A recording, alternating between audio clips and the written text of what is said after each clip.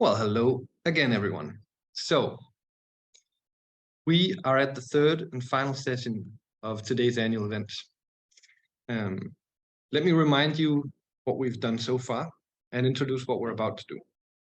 So we had a first session, which was, to some degree, you could say one-way communication. It was Knoca in the form of Graham, our chair, talking a little bit about what we've learned over this past year. And in the second session, which is stretched over these past 2 hours, 9 very gracious members of our network have contributed with their questions or their stories of the work that they're doing. And I hope you've had some enjoyable breakout groups on that. I certainly enjoyed conversations I was a part of. To give you a small image, we spent a part of the room I was in meditating on what it was like to be a voice of nature. So I've been to a very different dimension this work a minute ago. I would have loved to hear what was going on in the other rooms. We've designed this in a way where we don't get any specific feedback from the sessions, but I do want to remind everyone that we are a community of practitioners, so you are warmly invited to connect with each other and talk with each other across the network. So we're happy to facilitate these meetings, and we hope that meaningful dialogues happen not only when we're together, but also after our meeting. Now, having said this, we're ready now to enter our third and final session for today. Now, this will take what you might say a format of more of a debate or an open discussion.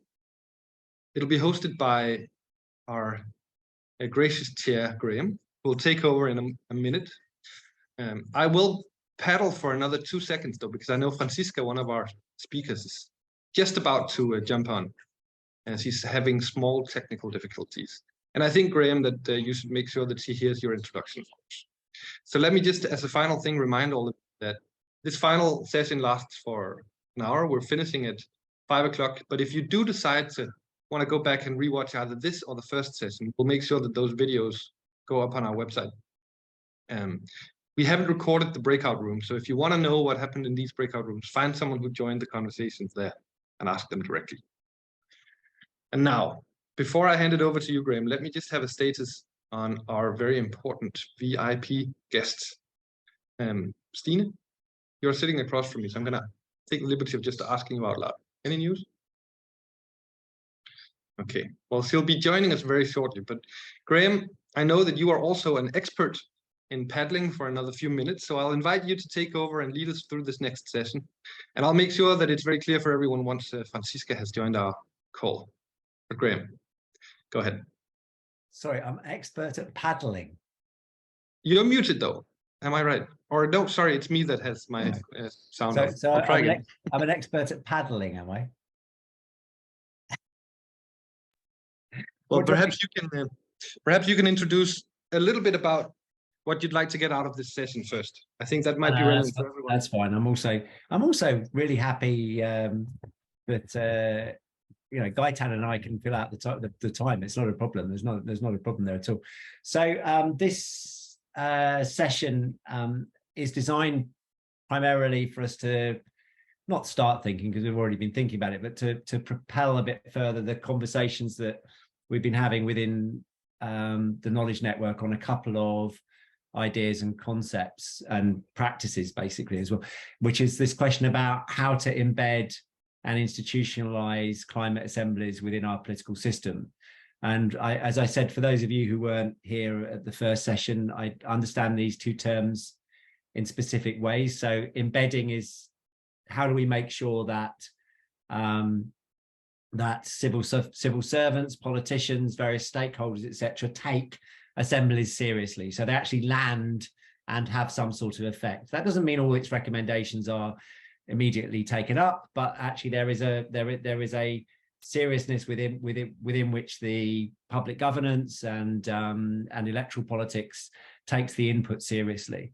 And the second element of that is institutionalization, which is the question about, can we make what would it take to make climate assemblies more of a permanent feature of our governance structures and not just one-off ad hoc processes.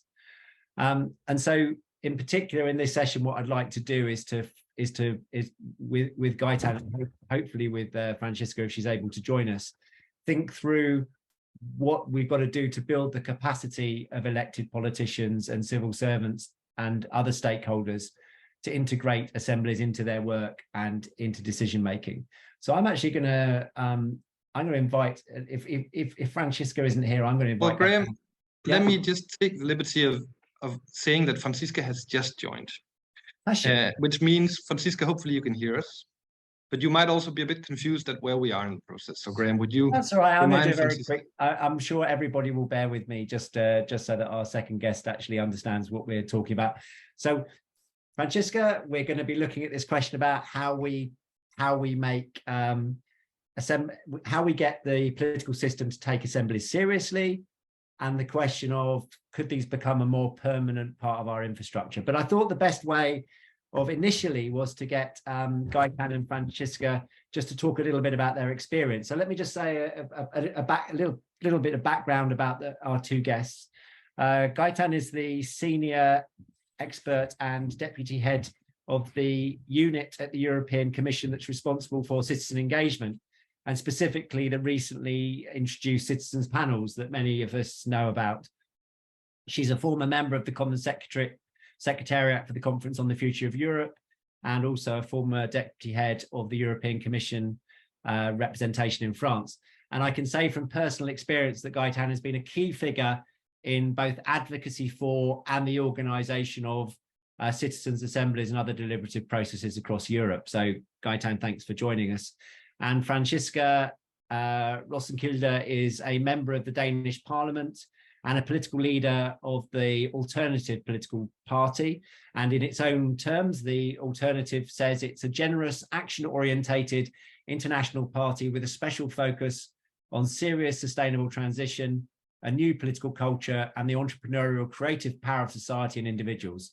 A party which has the courage to imagine a radically different future, one in which assemblies are a normal part of our practice, I hope.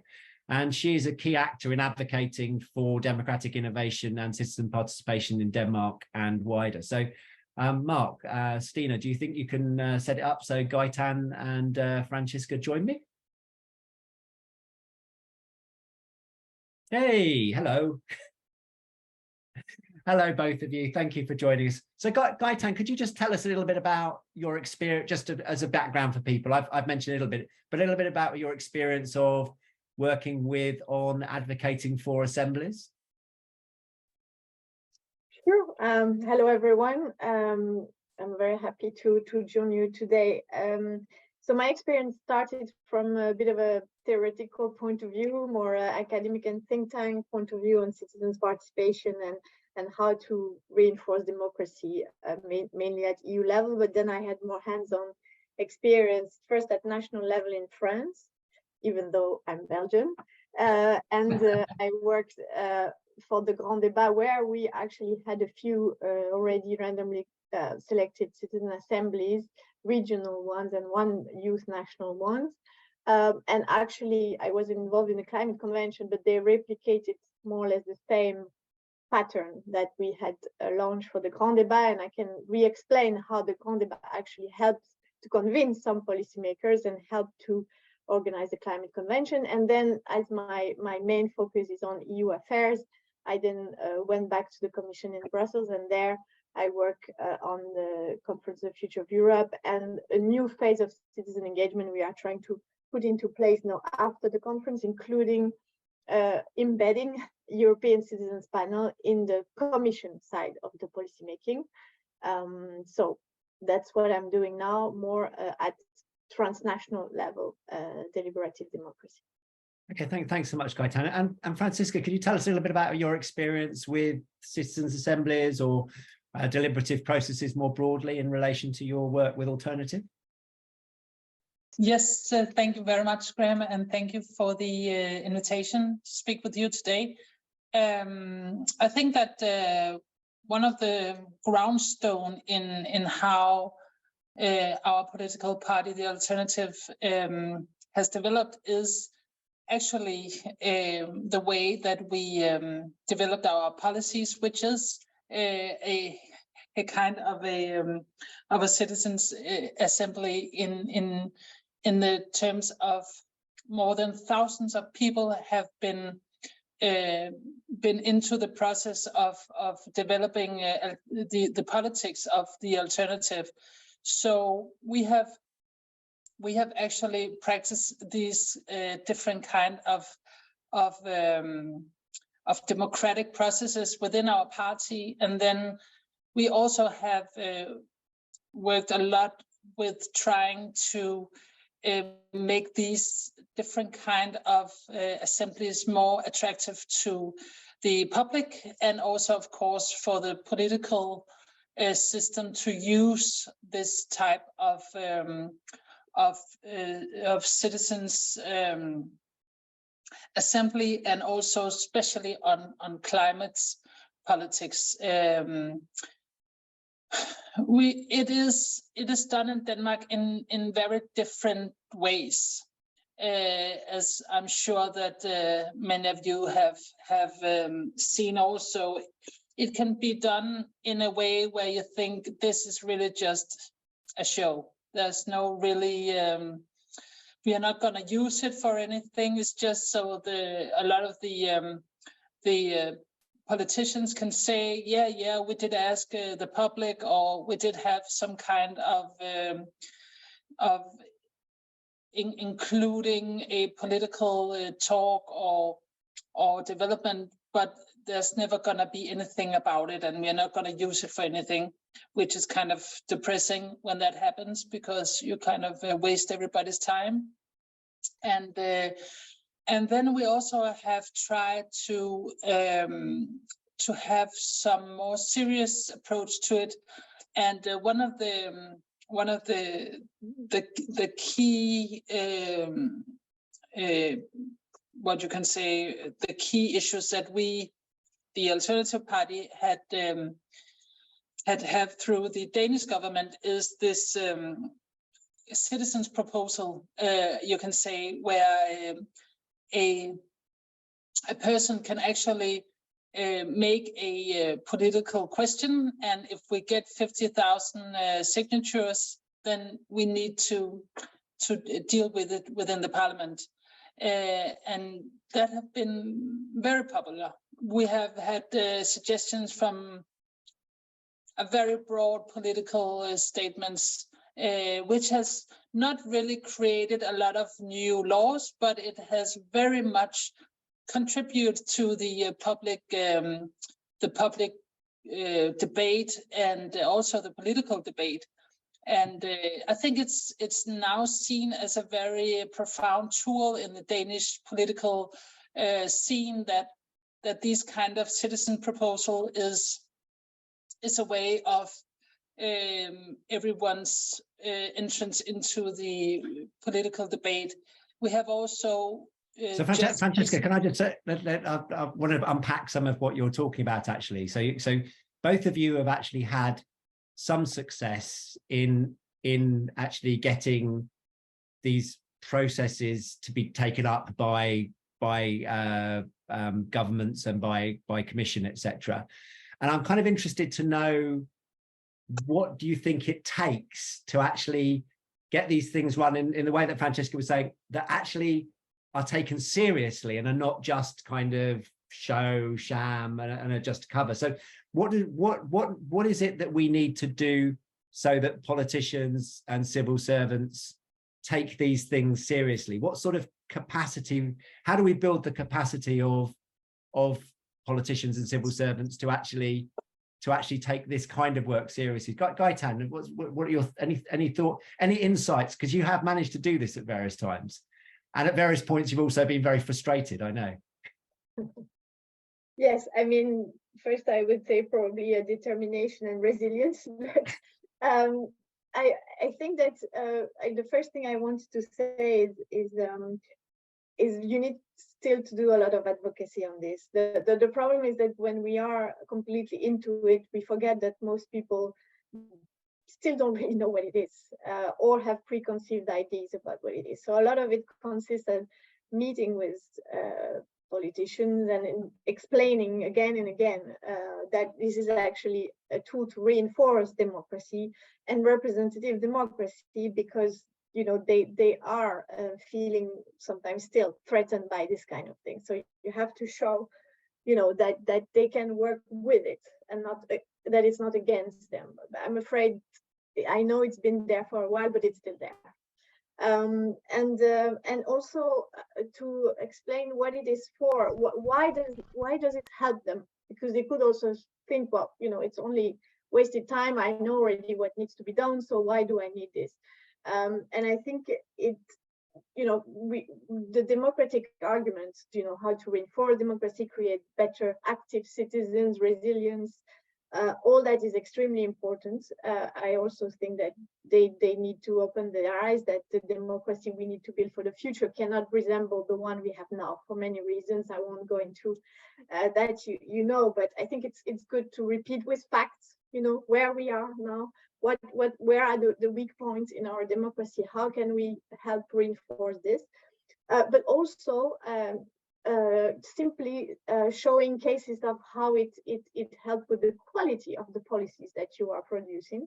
So the more also you can have facts on this, examples on how, you know, an assembly brought added value to a process, and on that you also need to make them understand that you're not going to transform these citizens into experts or politicians, that they bring a very unique perspective, and that one of the strengths of these assemblies is really the diversity that you do not get so much anymore in society. And you have this mini public that can really concentrate a unique contribution. So just advocacy would be my first point. The second is what I've been confronted with. The reaction is, okay, we completely agree with you. This is very important, very, very exciting, very useful, but we don't have time and we don't have the money. And you have to imagine that I'm talking more not from an administration perspective more than politicians, but administration, civil servants are under a lot of pressure increasingly to deliver fast and with very little resources, less and less, in fact. So they feel that you are adding a layer to what they already need to do, and they get panicked, literally panicked. So one of the things that we are trying to do to reassure is that we have put into place, my unit is basically the support unit, if you want, and we are trying to put into place the right procurement, the right expertise that we can provide to them with service providers, but also with us, and also with the GRC in the Commission and their competence center on deliberative democracy, where we can just accompany the others to do this. So and also on resources, you need to develop arguments on why it's costly, because it's still not a very accepted element. And then the third point I would make is what does it mean to follow up on recommendations coming from an assembly? Because I think even between us here, we might not all have the same expectations on this. Some of you want probably all of it, and you know that it's only successful when it's completely taken on board, etc. I consider that since we say it's not replacing the role of representatives, but helping, complementing, we have to also accept that not all of it will be follow-up. But what does it mean to be successful? What's the right reasonable amount that makes everyone satisfied? Because and there you have to manage expectations a lot, not only of the citizens who participate, but also of the civil servants or the politicians. What I've been trying to, I've seen, for example, that the reluctance for following up sometimes comes from the fact that they think they have to do much more than what they actually have to do. Because most of them, you have to understand, come from a legal background. So for them, if you are embedding this, it has a legal consequence, and so you need to be very serious about it. So it's very good they have that attitude, but then they're also scared by committing too much, so then they do less, right? So we have to show that you know, what is more as a good follow-up? What is it? And also, how can you, because it's not only about follow-up, and this is something I really try to fight on as well, defend the idea that it's not only follow-up, but also feedback to the citizens. And these are two different things, because sometimes a lot of follow-up is being done, but the citizens are not aware at all. And then it's a failure as well. It's because in the wider public, then it's not worked. So you really have to differentiate follow-up and feedback, and accompany also the civil servants or the politicians on both aspects, which are two different ones. And on the feedback, it's the matter of transparency. But how do you ensure that transparency? And it's very much about what you mean by follow-up, because the transparency, they imagine they have to do like a table and explain every single line of what they are doing.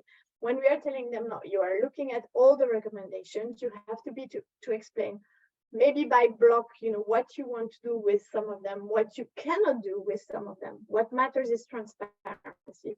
And of course, very important that this capacity to follow up and feedback lasts a bit more than 6 months. Yeah. And Yes. this is where the main problem we have is that how do you maintain an administrative capacity beyond 6 months? Because usually, people look at this as a one-year project. 6 months of assembly, broadly, they are longer ones, of course, and about 6 months of follow-up. And how do you make sure that it goes beyond that? Because obviously, most of the recommendations necessitate much more than 6 months to be followed up on. So that's. And do you have any insight? I really appreciate what you've just said. I mean, I appreciate the first 2 points as well. But this last point, I said it earlier today. There's lots of guidance on how to run a citizens' assembly. There's almost no guidance on how to land it within a public administration. And I just wonder whether you've got anywhere with making that argument that this lasts more than 6 months. And it seems to me that this is where the struggle in our field now is not how to run the assembly, but how to actually embed the assembly. Would you say that's right or not? Yes, completely. I mean, the embedding for me means that you have to look at the full process of an assembly, and not because if it's a one shot, then indeed the aftermath is less visible. Yeah. Embedding means also finding a process that lasts. And honestly, at the moment, we are also in a pilot phase for this. We are embedding the European Citizens Panel. So we are making big progress in terms of, that it materializes in some documents. So now we have a legal document that accompanies the proposal, the policy proposal, and that will be adopted by the College of Commissioners with the rest. So, and it will also go to the other institutions. So that's one way of embedding, like via documents. But then how do you continue following up on the basis of that document and the recommendations of the citizen? And this is where you need the administrative capacity. There is no other way to do it.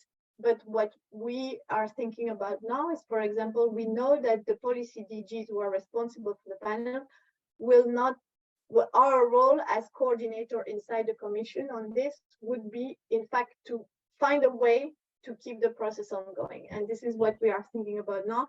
Again, it might need another document, for example, that you work on a yearly basis, that gives you the opportunity to go back to the policy DGs and say, what happened?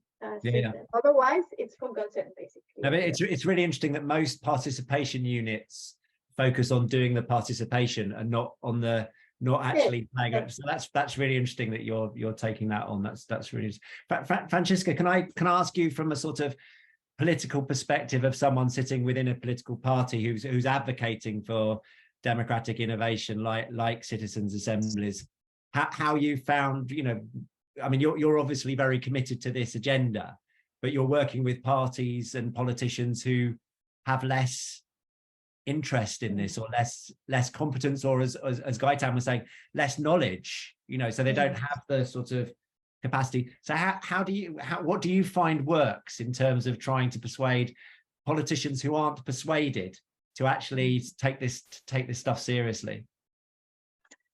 Well, in that the $1 million question, I think that Gaëtane has a very good points. because it really comes down to that we need a lot of politicians to submit less power, more power to the people, and have a more local and more civil approach to power, and that is actually the biggest issue here, because there's not a lot of politicians that wants to submit their powers.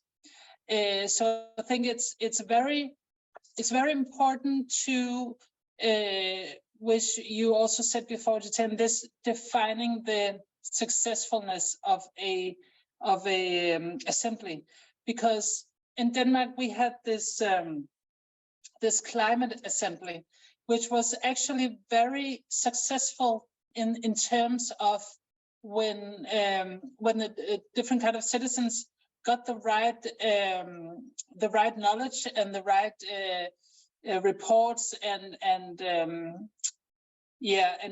different kinds of initiatives. They were actually ready to go pretty far for changing the whole climate change, and also wanted to commit to these behavioral changes and all of this, and were ready to go much further than the politicians.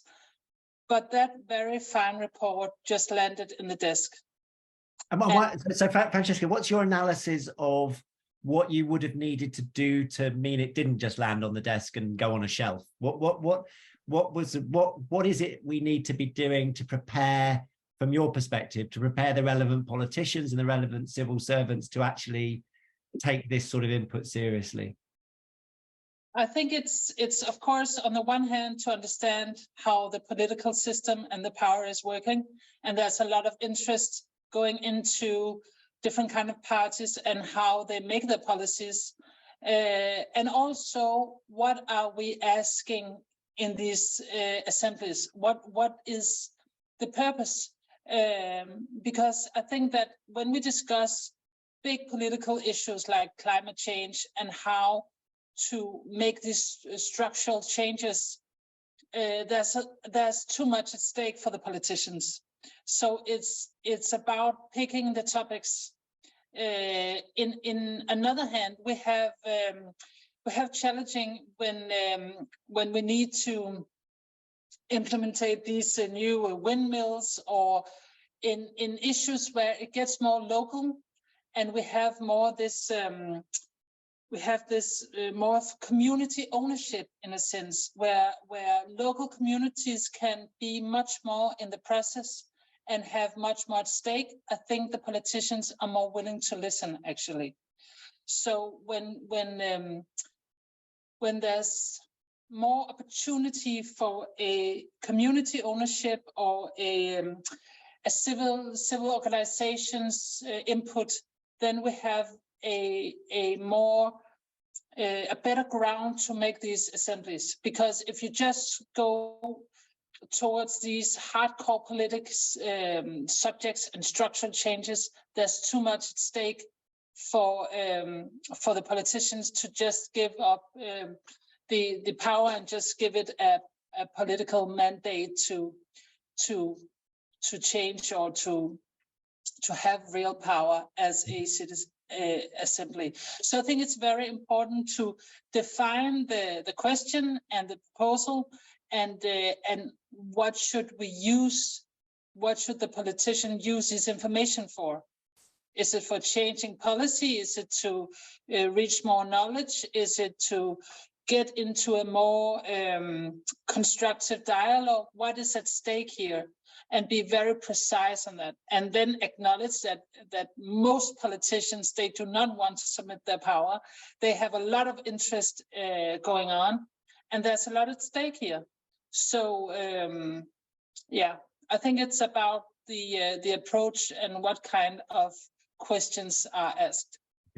So Franciska actually just brought up a really interesting, I was going to ask this at the end, but I'm going to bring it in now, which is this question of, so the way that you're working, Gaëtane, is, you know, these are commissioned by the European, by the Commission, and the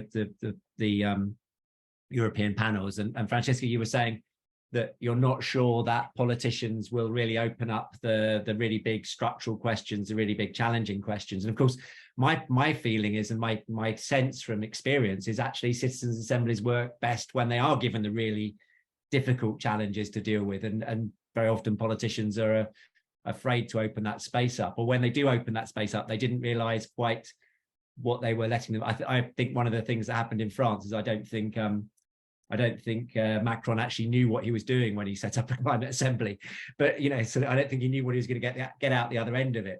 But I'm just wondering, we always think about these things as being government commissioned bodies or executive commissioned bodies, and I've noticed a lot more discussion at the moment, particularly from colleagues from Eastern Europe, where there's a big level of distrust of government, that they feel that these assemblies need to have a bit more of an independent existence, potentially not being commissioned directly from government, and maybe even being seen as a sort of counterpower, and that those would be the places where the really difficult issues could be discussed or could be deliberated and could be more publicly open. But that's a very different model from the kind of desire to bring these things into being part of government commissioning. And I'm just wondering, from particularly from your perspective, whether or not that could actually lead to a discrediting of assemblies, that actually they become this kind of alternative space, or whether or not actually that would be from your perspective, an advantageous thing. So Gaëtane, I realize this is a bit outside of your,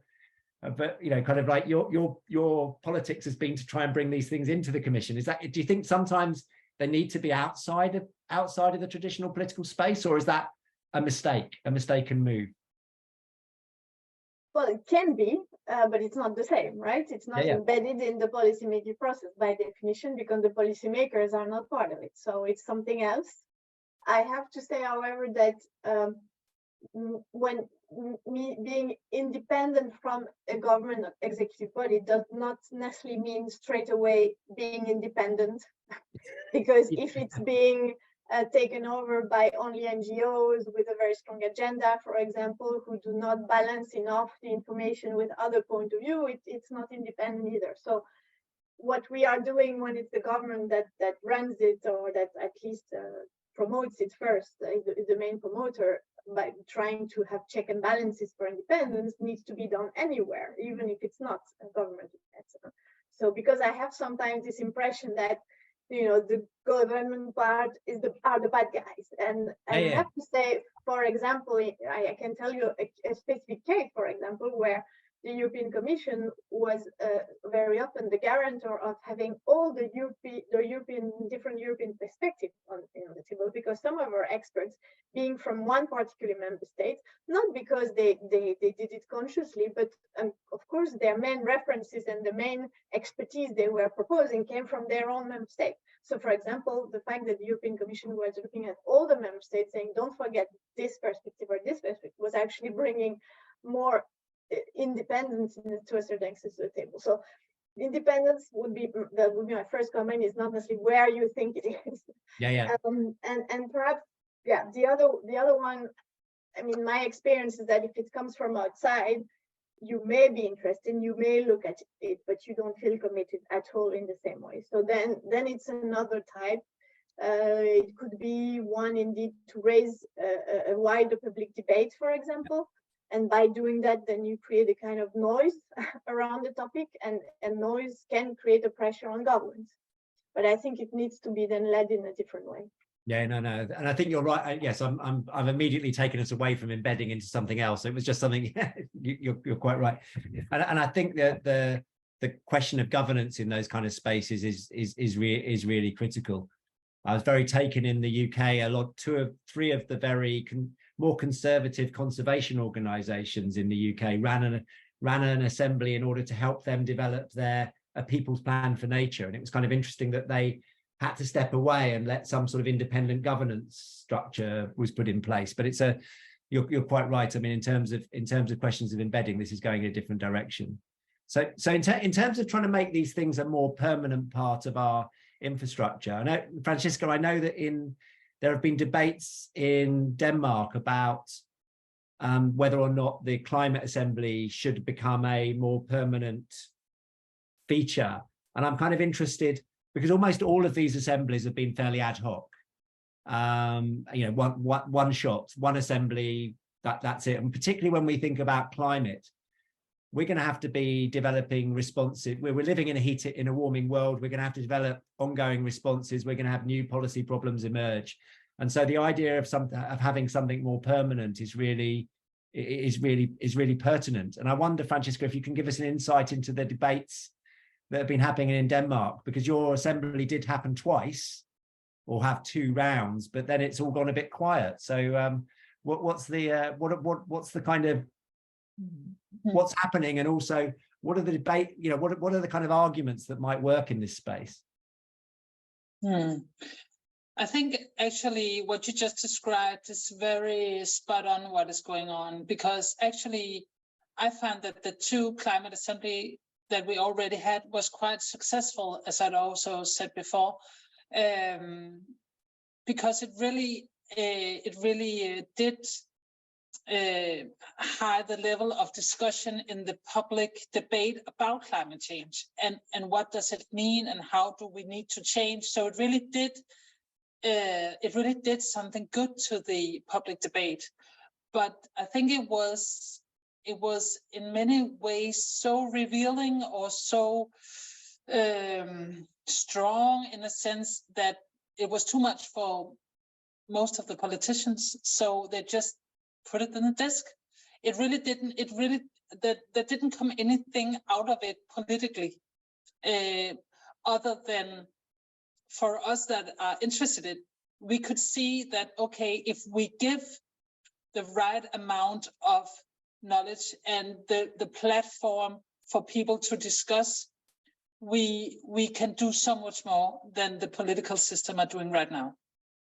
And I think that terrified a lot of politicians, because one of the main arguments for not make this transition in our society is the argument politically that the public is not ready, and they don't want to make huge structural changes that will alienate the people from the process. And this climate assembly actually proved them wrong.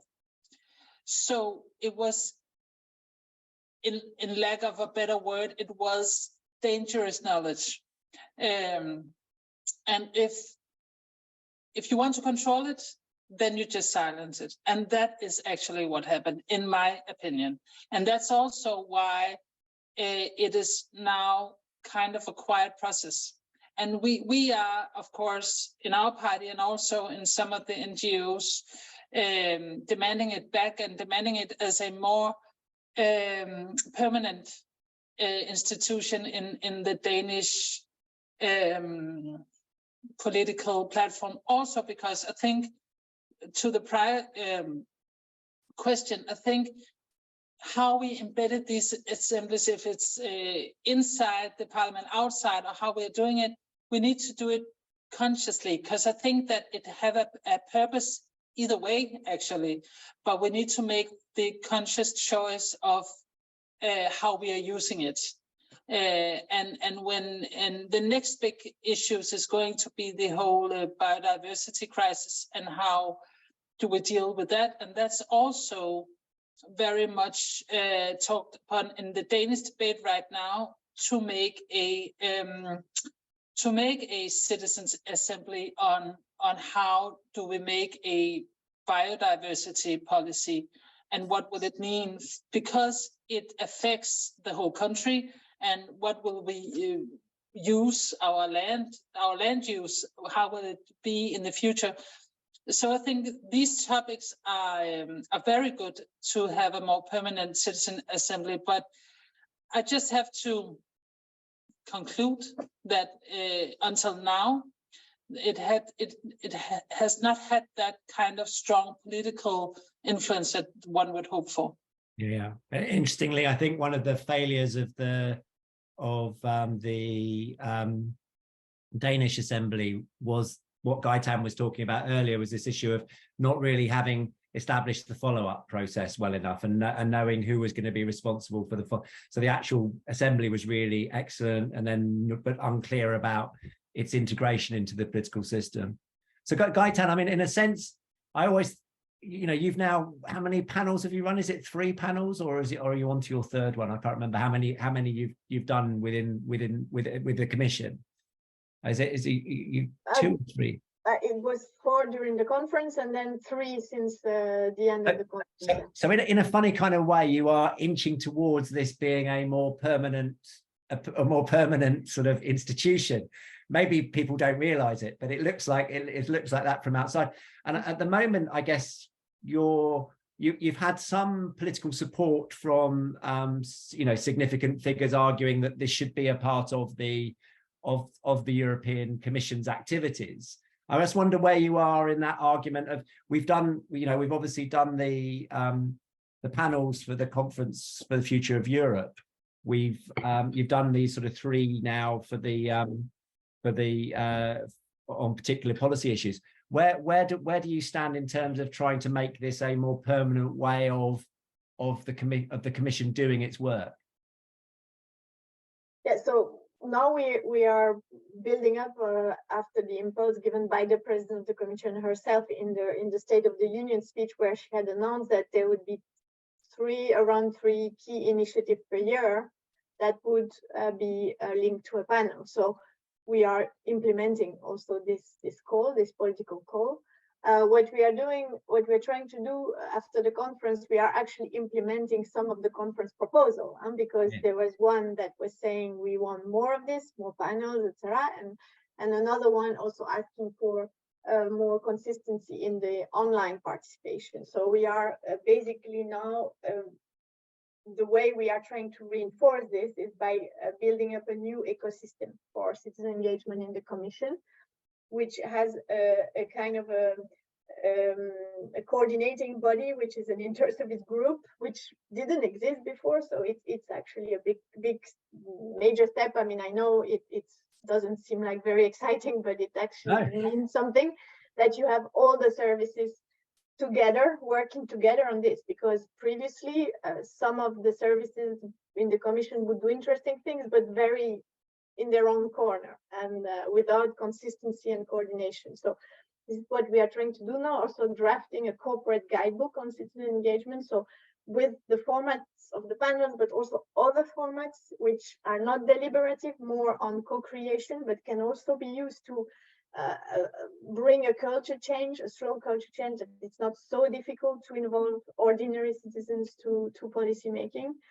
So this is the corporate guidebook, and then we are trying to have a one-stop shop online for citizen engagement, which would put together the public consultations that we are doing now, which are mainly for stakeholders, in fact, the European Citizen Initiative, and I think Franciska was mentioning this as well, which is something else existing in the ecosystem, but not linked to anything else. And then we are trying to build up a 3rd space, which would be a new space inspired by the conference platform, which will use a more deliberative software. So basically, Decidim that we use for the conference, we are reusing it for this new space. So there is also this. What I'm trying to say is that they are not just hanging there. It's a whole ecosystem, and we are hoping then that it will survive also a possible political change, because as you know, an impulse can also die out. So we are also trying to embed, as you said, so that it becomes something more regular in the process. So the Democrat DemSoc have used this term of sort of democratic infrastructure, of trying to actually, we tend to think about an assembly in isolation or an initiative in isolation. Actually, we should try and understand how, and co-production in isolation. We should think about how they actually interact with each other and how they come together and can actually create a more robust, literally a robust infrastructure. Yeah. Exactly. Also because the citizen assembly is a bit of the bazooka, if I can use that word, because it takes a long time. It's a lot of resources, and so we want to make sure so it's used at the right moment for the right thing. And this is what we're trying to do. Yeah. And so do you take? I'm kind of interested. Do you take the president's the president's comments as a sort of as a de facto saying this is now that almost this is a permanent, as much as anything can be permanent in the commission level, but that gives you political leeway to be running 3 of these a year until the commission changes, basically. Well, I mean, it's the word that the president used. He said it would become a regular feature of our democratic life. So okay, so in your terms, that's institutionalization. That's a commitment to permanency. I prefer to use the word embedded, because institutionalization sometimes makes me feel we are recreating another institution. Okay. Which is probably what politicians don't want to hear. And embedding is really about what I was telling earlier about also creating the administrative infrastructure to embed. I use those. I separate out those two terms, and maybe we need a different term than institutionalization. Is you can embed ad hoc processes, things that just happen irregularly. Yeah. But you can. What I'm thinking about is that this actually becomes something that is part of your everyday working, and at the moment, institutionalize is the word that's being used, and we need a different word. It's not a nice word. It doesn't sound good, but I think there's a difference between taking these things seriously and then making them a more permanent part of. I would say a form of formalization, maybe. And that's, I was explaining also when I was saying there's a document that goes to the College of Commissioner. So it's just not another event that is taking place with some citizen invited. It's really part of policy making. It's I can't No, sure, absolutely. I'm just looking at a couple of the questions we've got here, and one of the questions is about whether, and I think this is a really challenging thing for both of you in both of the spaces that you're working in, is that idea that citizens should have some role in the agenda setting. I mean, so we're mostly commissioning these things where politicians have decided this is what we need to be focused on. And the question is whether or not, so for example, the citizens initiative you're talking about, Gaëtane, about whether or not that could have a role in leading to an assembly based on the input from an initiative. Or whether what we're talking about here is recognizing that these things are mostly going to be commissioned by government actors, but leaving some space within the process for citizens to set the agenda. So I don't know what your feeling is about agenda setting, because obviously we want, particularly in the position that you're in, Gaëtane, or perhaps also with Francesca's position as well, is that obviously we need these things. You are looking for these things to be responsive to those issues which politicians are grappling with, and they may not be the same as those issues that citizens want to see debate on. So how do you balance that, Francesca? How do you balance that kind of question about, can these be spaces for agenda setting for citizens, or do they need to be sort of government-led, politician-led? I think that it is a politician's job to actually debate the things that the citizens think are important. So if we have kind of a disconnect there, it says a lot. But this initiative that we had both nationally and now us on city level about a citizen's proposal, which is a proposal from a citizen that has had the opportunity to collect like 50,000 signatures, and then it needs to be within the parliament. So in that case, it is the citizen that decides what should be on the agenda, and what should we debate politically. So that's another way of doing it. And I also think it's very important when we working on institutionalizing this and make it more common. A lot of the political debate and a lot of the political work today are very much driven by fear, and there is a growing distance between citizens and politicians, and from the citizens' society to the political level. That gap is growing, and and the faith in the political system is going down. So in that sense, I think it's very important to keep on making processes for these citizens' assemblies that is much more institutionalized, so it doesn't seem so alienated from the political debate, because we need to close a gap between the political scene to the civil scene, because I think it's dangerous when we have societies where politicians are moving further and further away from the public, and that is what we are seeing right now. So we need to make this gap smaller, both from citizens to setting the agenda, but also the parliament and the politicians using these assembly tools to be wiser, or to know what's going on, or to actually make new policies. So Gaëtane, Franciska, you've got 2 minutes each to set the Knowledge Network's agenda for the next year. What is it that we as a group, as a Knowledge Network on Climate Assemblies, what do you think we need to be focused on? I'm imagining, I don't want to put words into Gaëtane's mouth, but advocacy and thinking about follow-up feedback are probably going to be the thing. May well be what you say, but I'm kind of interested. What is it that as a Knowledge Network we need to be developing more work on in order to promote the future of more institutionalized, more embedded climate assemblies? Do you have any thoughts, Gaëtane? Perhaps that, if you allow me, I will also sure to answer the question you were asking and doing, because my last remark is linked. Because I really think that what you ask citizens to do, agenda setting or something else, is very much linked to the topic. And for example, and you have to think of something that has really an added value and is not going to create frustration.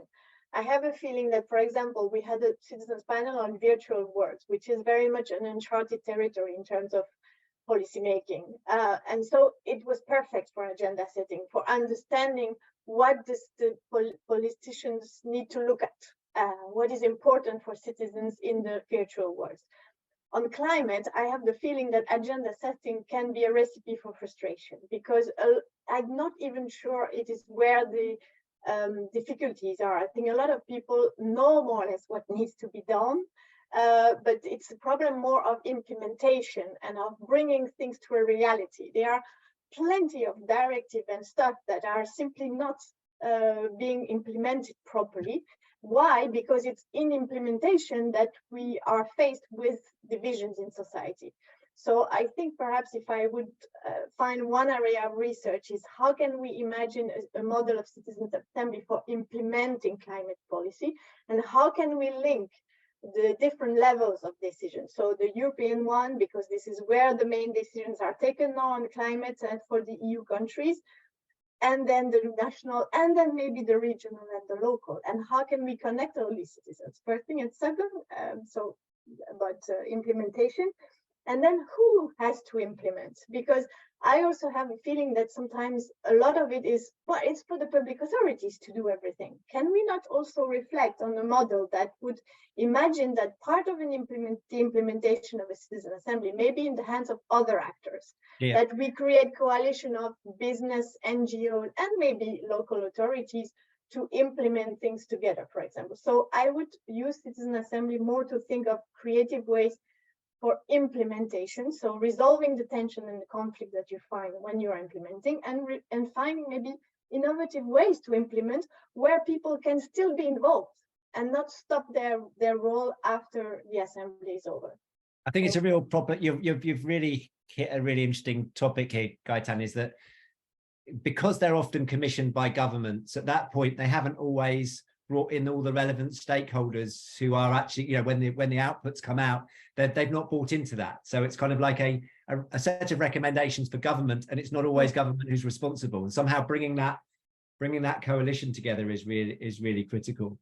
And it's in the as I understand it, the Milan Permanent Climate, the Climate Assembly in Milan is there to help accompany their plan. So it's kind of like it's working in that kind of question about, okay, how do we implement these particular proposals and policies that we've got. So that's really interesting and helpful. Franciska, do you have any thoughts, any wise ideas about what we could do with the network over the coming year or two?